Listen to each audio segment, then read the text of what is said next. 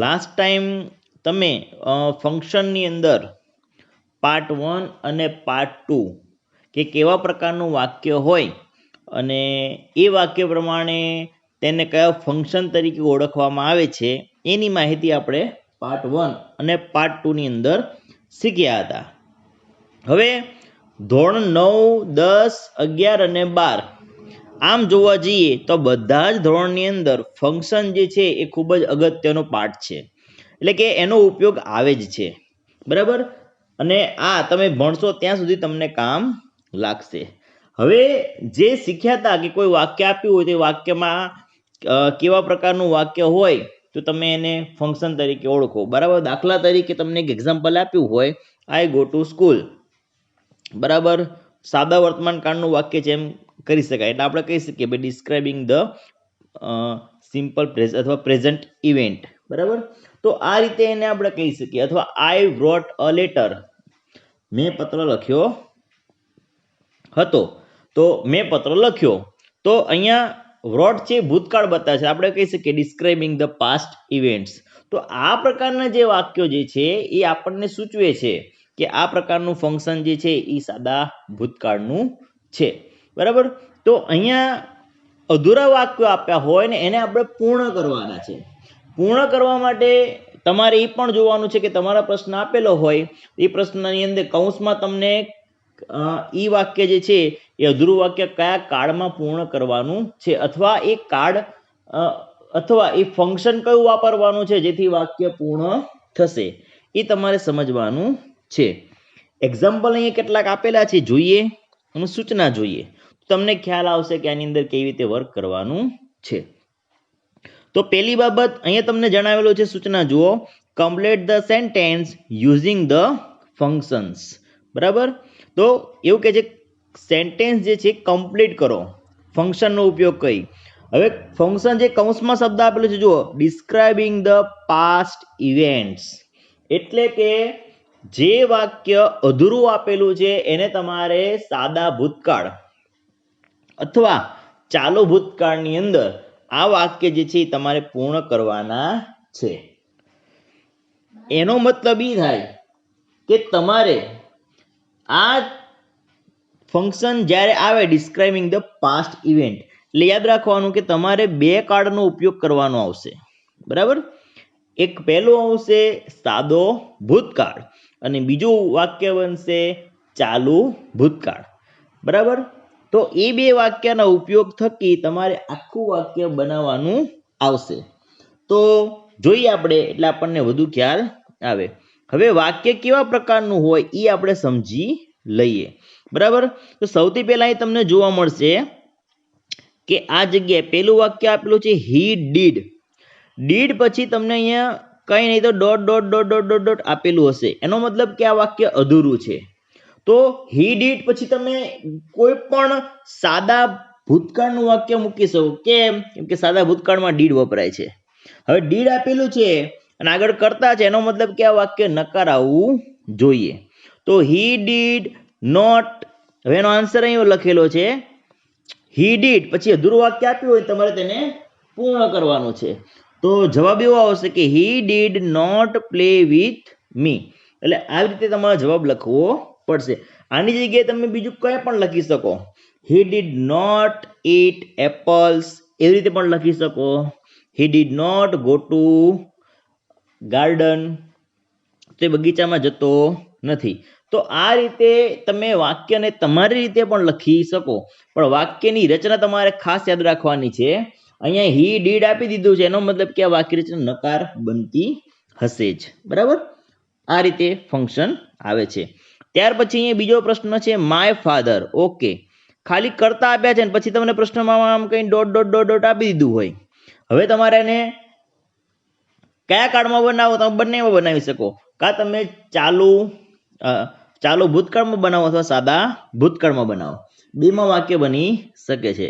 હવે આપણે અહીંયા ચેક કરીએ તો તમારો જે જવાબ જે છે અહીંયા સીધો માય ફાધર પછી અહીંયા વાક્ય શું બનશે, bought some books for me, મારા પપ્પાએ કેટલાક પુસ્તકો મારા માટે ખરીદ્યા.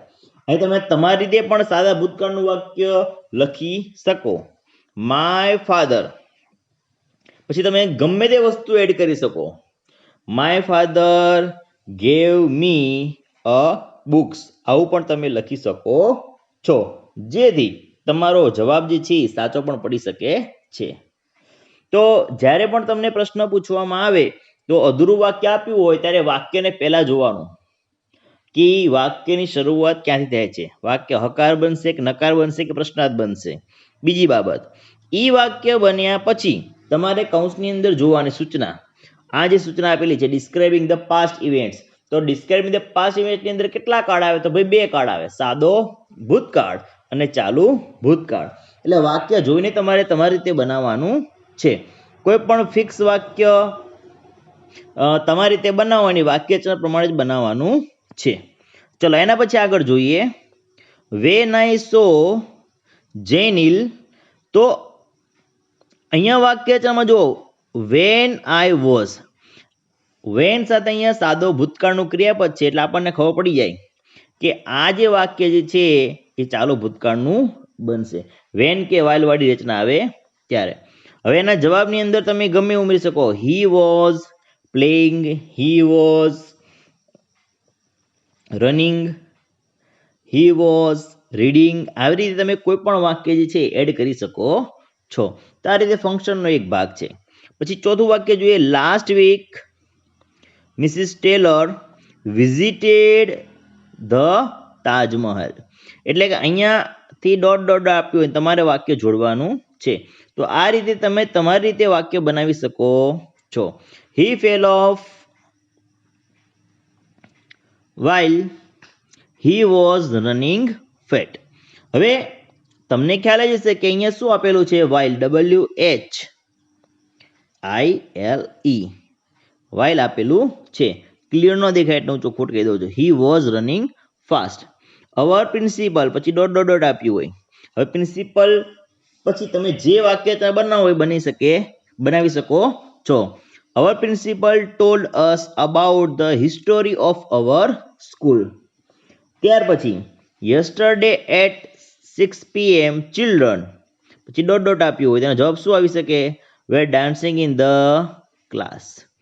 એટલે કે અહીંયા તમે તમારી રીતે પણ વાક્ય મૂકી શકો છો, પણ વાક્ય રચના અને કાળને અનુરૂપ જ તમારે મૂકવા પડશે.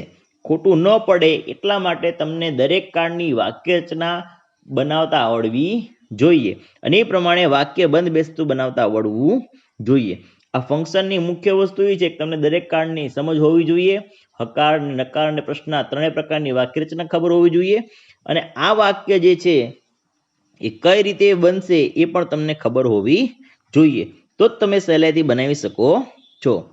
માય ફ્રેન્ડ, પછી ડોટ ડોટ ડોટ આપ્યું હોય. હવે માય ફ્રેન્ડ્સ પછી તમે એની અંદર કોઈ પણ વાક્ય એડ શકો. અહીં લખ્યું છે took part in the drawing competition, બરાબર. પછી when the light went off, પછી ડોટ ડોટ ડોટ આપ્યું હોય તો જવાબ બનશે everybody became silent. Our CM, પછી ડોટ ડોટ ડોટ આપ્યું હોય એટલે તમારે જવાબ પૂરો કરવાનો. વિઝિટેડ સુરત લાસ્ટ મંથ, અહીંયા સુરતની જગ્યાએ તમારા ગામનું નામ અથવા શહેરનું નામ પણ લખી શકો છો. વિમલ ડીડ નોટ, હવે જો અહીંયા ડીડ નોટ આપે એટલે સાદો ભૂતકાળ જ હોય. પછી અહીંયા ક્રિયાપદનું મૂળરૂપ મૂકીને તમે આગળનું વાક્ય લખી શકો છો. આન્સર માય ક્વેશ્ચન, અથવા Vimal did not call me, આવી રીતે પણ લખી શકો છો. કે ટૂંકમાં તમારે ફંક્શનની અંદર અધૂરા વાક્યને પૂર્ણ કરવાના છે જે તે કાળ પ્રમાણે અને તેની વાક્ય રચના પ્રમાણે. તો વાક્ય તમને પહેલા તો ઓળખતા આવડવું જોઈએ જેથી તમને એકદમ સરળતાથી આવડી જશે. અને આ બધી જ વસ્તુ જે છે એ શીખવા માટે તમારે પ્રેક્ટિસ થોડીક કરવી પડશે. તો આ રીતે તમે અહીંયા બીજા વાક્યો છે એ જોઈ શકો છો અને એના જવાબ પણ તમારી જાતે લખી શકો છો. અને એ જવાબ એવા હોવા જોઈએ જેથી વાક્યની અંદર બંધ બેસતા આવડવા જોઈએ. હકાર વાક્ય રચના હોય તમે નકાર લખો તો ખોટી પડે, નકાર હોય ને હકાર બનાવવા જાઓ તો પણ ખોટું પડે. એ ખોટું ના પડે એટલે તમારે વ્યવસ્થિત રીતે લખી લેવાના છે. તો આ તમને એક સાદી સમજૂતી આપેલી છે. તો આ રીતે તમે વાક્ય જે છે એ બનાવી શકો છો અને લખી પણ શકો છો. ત્યાર પછી આપણે અહીંયા આગળ જોઈએ વાક્યો એટલે થોડુંક વધુ ખ્યાલ આવે. પછી 12મું, એટ ધેટ ટાઈમ, હવે એટ ધેટ ટાઈમ જે છે એ કયા કાળનો કાળદર્શક શબ્દ છે? તો એ ચાલુ ભૂતકાળનો કાળદર્શક શબ્દ છે, તમને ખબર પડી જાય. ત્યાર પછી એટ ધેટ ટાઈમ એટલે તે સમયે, પછી વાક્ય અહીંયા ડોટ ડોટ આપે, તમારે તે બની શકો. આઈ was reading book, I was playing cricket. તો આ રીતે તમે અંદર વાક્ય એડ કરી શકો અને તમારી રીતે પણ બનાવી શકો છો. પણ આવશે અહીંયા ચાલુ ભૂતકાળનો જ ઉપયોગ. કૃપાલી પછી ડોટ ડોટ ડોટ. હવે અહીંયા તમે બે વાક્ય વાપરી શકો. ચાલુ ભૂતકાળે વાપરી શકો અને સાદો ભૂતકાળનું પણ વાક્ય વાપરી શકો છો. Krupali drew a rangoli yesterday, એવી રીતે વાક્ય બનાવી શકો, અથવા આમાં જવાબ આપ્યો છે એ પ્રમાણે પણ બનાવી શકો છો. Krupali played with her friends last night. અહીંયા તમારે પ્લે આપેલું છે પણ ત્યાં પ્લેડ કરવું પડે, કેમ કે વાક્ય સાદા ભૂતકાળનું બનશે. પછી Mrs Taylor did not attend the party last night. અહીંયા પણ તમારે બંધબેસતું વાક્ય તમારે પણ બનાવી શકો છો. પછી when you enter my room I was sleeping અથવા I was reading a book. તો આ રીતે વાક્ય બનાવી શકો છો. વેન સાથે જ્યારે પણ ક્રિયાપદનું ભૂતકાળ રૂપ આવે એટલે સમજવાનું કે આ ચાલુ ભૂતકાળનું વાક્ય છે. એટલે બીજી જે રચના આવશે વોઝ કે વેર સાથે વાક્ય બનતું જશે, આઈએનજી વાળી રચના બનશે. લાસ્ટ મંથ માય પેરેન્ટ્સ પછી dot dot dot dot went to Mumbai, went to Baroda, went to Surat, went to Ahmedabad. આવું કોઈ પણ વાક્ય તમે બંધ બેસતું લખી શકો છો. પછી માય મધર પછી ડોટ ડોટ ડોટ. હવે વાક્યનું વાક્ય જોઈન્ટ કરવાનું થાય. Help me with my homework yesterday. My mother boat vegetables from the market. તો આવી રીતે પણ તમે વાક્ય લખી શકો છો. તો એકદમ સિમ્પલ પ્રોસેસ છે. તમને જો કાર્ડની વાક્ય રચના આવડતી જ હશે અથવા તમને કાર્ડ વિશે માહિતી હશે, તમે આ બધી જ રચના એકદમ સહેલાઈથી અને સરળ રીતે કરી શકો છો. થોડીક પ્રેક્ટિસ કરશો એટલે તમને આવડી જશે. આપણે પાર્ટ 1 ને પાર્ટ 2 તો જોઈ લીધો, આ પાર્ટ 3 છે. આવા બીજા ઘણા બધા વાક્યો જે છે એ તમે બનાવી શકો છો. હજી નેક્સ્ટ વિડીયોની અંદર આપણે પાર્ટ 4 સાથે તમને મળશું કે જેથી કેવા કેવા પ્રકારના વાક્ય અને આન્સર આવે છે અને પૂછાઈ શકે છે તેની માહિતી તમને સરળતાથી મળી શકે. ઓકે, તો નેક્સ્ટ વિડીયોની અંદર પાર્ટ 4 સાથે આપણે પાછા મળશું.